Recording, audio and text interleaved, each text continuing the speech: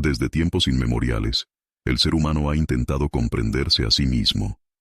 Desde las primeras civilizaciones hasta la modernidad, hemos creado mitos, dioses y teorías para dar sentido a lo que nos ocurre dentro.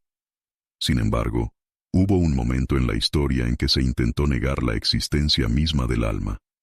La ciencia, con su método riguroso y su necesidad de pruebas tangibles, llevó a una visión materialista del mundo que dejó de lado lo subjetivo, lo simbólico y, por supuesto, lo inconsciente. Es en este contexto donde Carl Gustav Jung nos introduce en Los complejos y el inconsciente, un libro que es más que una obra psicológica. Es un viaje profundo hacia los rincones oscuros de la mente humana. Jung nos habla de cómo el pensamiento occidental se fue alejando progresivamente de una visión espiritual del mundo para centrarse en lo material. En la Edad Media, la idea del alma era indiscutible. El ser humano era visto como un ente compuesto de materia y espíritu. Pero con la llegada del siglo XIX y el auge del positivismo, la psicología intentó reducir la psique a meros procesos químicos y eléctricos del cerebro. Pero, ¿realmente podemos definir la totalidad del ser humano con ecuaciones y experimentos de laboratorio? Jung nos dice que no. Existen fuerzas invisibles que rigen nuestras vidas, y una de ellas es el inconsciente. Jung plantea que dentro de nuestra psique existen capas. La más accesible es la conciencia, aquello de lo que somos plenamente conscientes en el día a día. Sin embargo, debajo de esta superficie yace un mundo profundo e inexplorado, el inconsciente. Y dentro de este, encontramos dos niveles. 1. El inconsciente personal, compuesto por recuerdos, experiencias reprimidas, emociones y conflictos no resueltos. Y 2.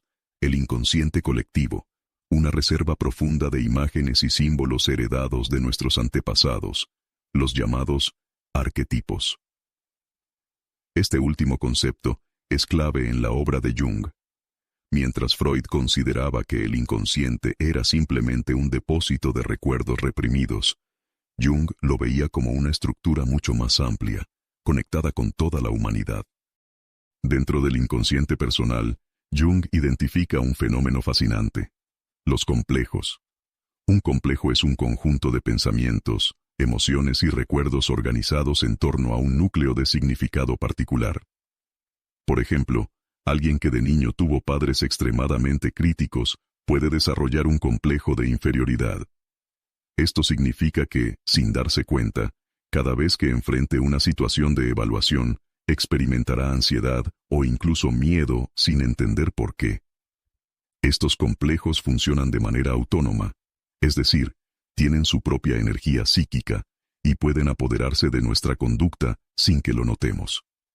De hecho, los lapsus verbales, las reacciones emocionales exageradas y hasta los olvidos repentinos pueden deberse a la activación de un complejo.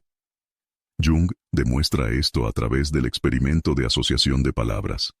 En este, se presenta una lista de palabras a un sujeto y se le pide que responda con lo primero que se le venga a la mente. Cuando un complejo es tocado, la persona tarda más en responder, se incomoda o incluso olvida la palabra. Jung ve en los sueños una vía para acceder a los contenidos del inconsciente. Los sueños no son simples residuos del día, como sugería Freud, sino mensajes simbólicos que nos ayudan a integrar aspectos desconocidos de nuestra psique. Los símbolos que aparecen en los sueños pueden ser personales, pero muchos de ellos pertenecen al inconsciente colectivo y se repiten en mitos y leyendas de todas las culturas. Por ejemplo, un viaje en un sueño suele representar un proceso de transformación interior. Un río puede simbolizar el flujo de la vida, mientras que una serpiente puede representar la sabiduría oculta o el peligro. El propósito último de la psicología, según Jung, no es solo curar síntomas, sino ayudar al individuo a encontrar su verdadera esencia, un proceso que él llama individuación. Este camino consiste en integrar los aspectos inconscientes de nuestra personalidad en la conciencia, en vez de reprimirlos o ignorarlos. Para Jung, la individuación no es un proceso de autoayuda simplista ni una búsqueda de la felicidad pasajera, sino una necesidad profunda del ser humano.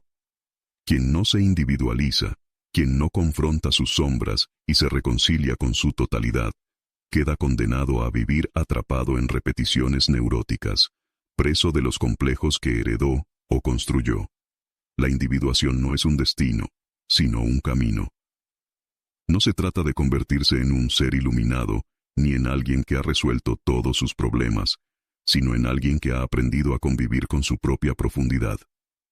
Es un proceso de integración donde aceptamos las partes de nosotros que hemos rechazado, donde reconocemos nuestros instintos sin ser esclavos de ellos, donde entendemos que no somos solo lo que nos dijeron que éramos, sino algo más vasto.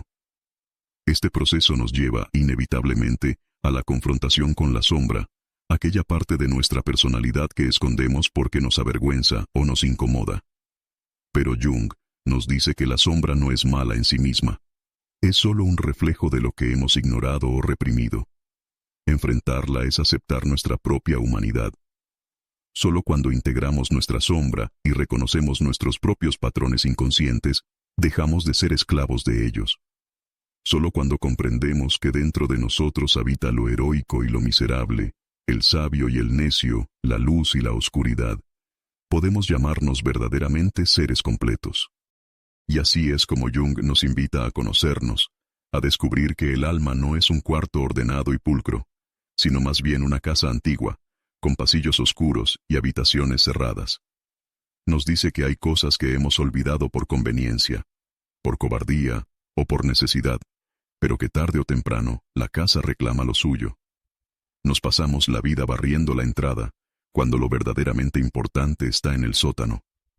Y a veces nos pasa lo que a ciertos personajes de Borges, que una noche descubren que han vivido un poco más de lo que creían, que hay en su historia capítulos escritos en tinta invisible, y la vida se convierte en un juego de adivinanzas, donde la pregunta más difícil es, ¿quién soy cuando no me estoy mirando? Jung nos dice que el destino es, en el fondo, la forma en que nos enfrentamos a nuestro propio inconsciente. No somos lo que decidimos ser. Somos, en gran parte, lo que no decidimos, lo que dejamos que el azar, la infancia y el olvido hicieran de nosotros. Y ahora, la pregunta queda en el aire. ¿Quién está realmente en el volante de tu vida? ¿Tu conciencia o los fantasmas que creías haber dejado atrás? Si te interesa seguir explorando estos temas, no olvides suscribirte al canal, darle like y dejarnos en los comentarios qué libro te gustaría que analizáramos en el próximo video.